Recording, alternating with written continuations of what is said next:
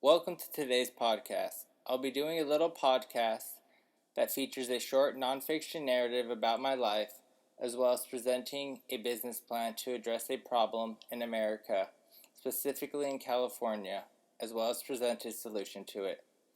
To help me with my personal narrative and continue with the flow of the podcast, I'll be having my friend Michael Rodriguez assist me with a few questions.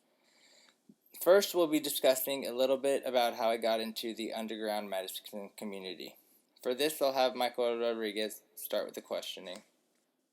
How did you get into the underground medicine community? For me, the path to the underground medicine community was a long one.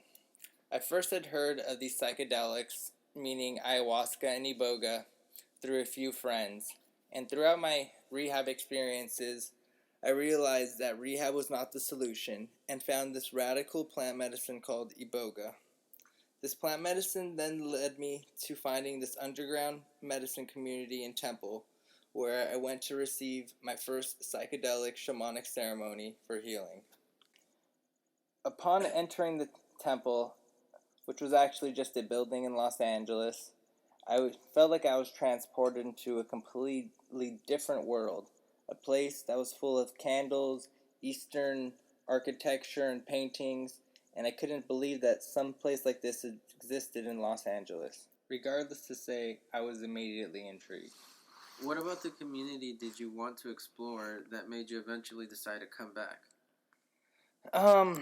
In regards to the community, it was basically originally the facilitators that greeted me at my first Iboga experience. They were very comforting and opening, and I felt a sense of, peace and at home when I went there for such a, not traumatic, but such a radical treatment.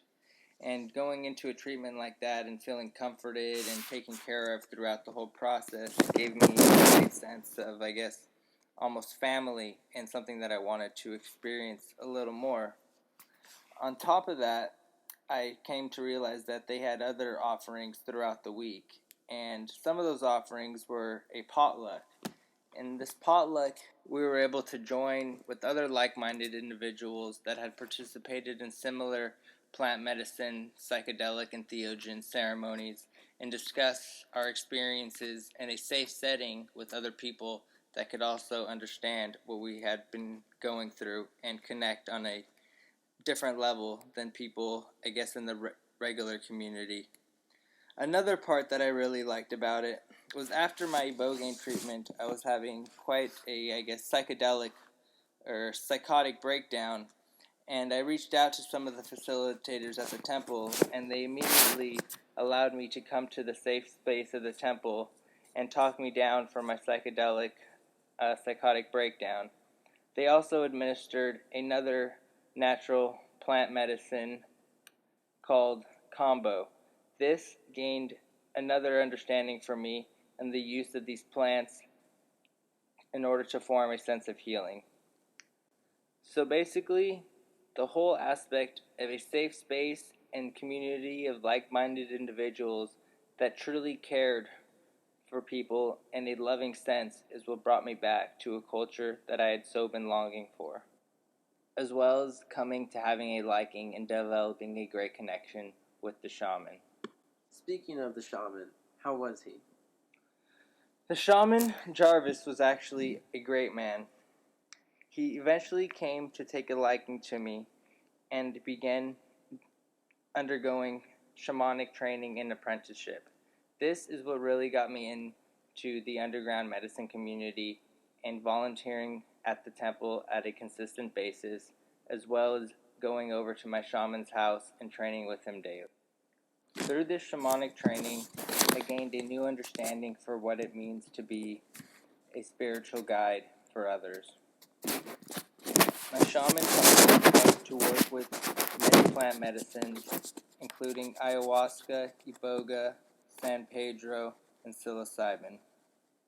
Unfortunately, my shaman had an abrupt passing, and now the temple has come into a slight disarray.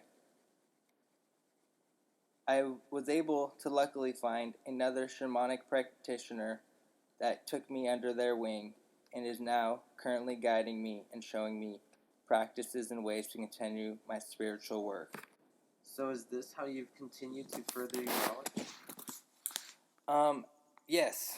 Actually, I've continued to further my knowledge and my practice in a few different ways. Firstly, I've been hosting ayahuasca ceremonies through the guidance of another practitioner. By hosting these ceremonies, I'm better able to understand how this plant medicine works with people and guide them, starting from a lower apprentice level and then working my way up. I also was given the blessing to host Iboga ceremonies from my shaman Jarvis before he had his passing. I've hosted a couple Iboga ceremonies with great success. This hosting of ceremonies is a way to further develop the practice of healing people through these uses of alternative medicine. Lastly, I'm currently finishing my college degree, and upon completion of my college degree, I will then be heading to the Amazon or the jungles of West Africa, Gabon specifically, to get proper shamanic training from the tribes. Once receiving proper shamanic training, I will then have the blessing to ethically serve the medicine in the States. Once you've completed your training ethically, what are the next steps to applying this towards your clients or patients?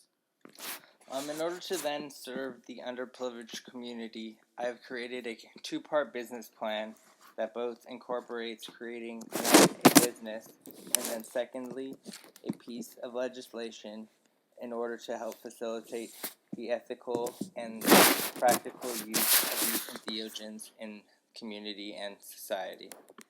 Starting first with the path of legislation. Currently, legislation was recently passed in the city of Oakland decriminalizing the use of iboga, any DMT containing plant species, as well as psilocybin. This is in congruence with the legalization or decriminalization that happened with marijuana in California. I plan to further this legislation effort by bringing the legislation efforts down to the city and county of Los Angeles.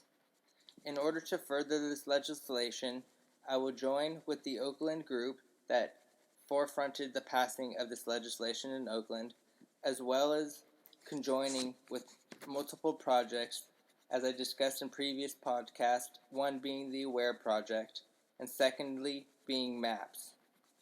By using these multiple resources that are trying to promote the safe and ethical use and practice of psychedelics and integration of their use in society, we can then create a forefront to change the legislation and therefore change the current narrative in American society. The second part is my then creating a business plan. That business plan is called the Center for Entheogenic Enlightenment, or a Church of Entheogenic Enlightenment. Here, I will be creating a 501c3 charity, as also discussed in my previous podcast with the Ibogaine Rehabilitation Center. By creating this Entheogenic Enlightenment Center, I would like to be able to use different plant medicines, not only Iboga, but Iboga, ayahuasca, San Pedro, psilocybin, peyote, to name a few, to perform acts of healing in order to achieve states of enlightenment for others. This center also uses a two-pronged approach. The first prong is, as stated by my mission statement, is to create a center for people to experience healing through different entheogens, which are plant medicines, as a tool to find the power inside themselves to overcome anything in their life that's been affecting or holding them back.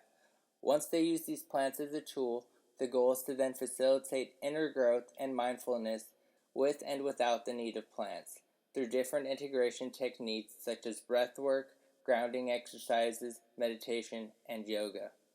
By combining this two-pronged approach, it creates a need that has been lacking in society.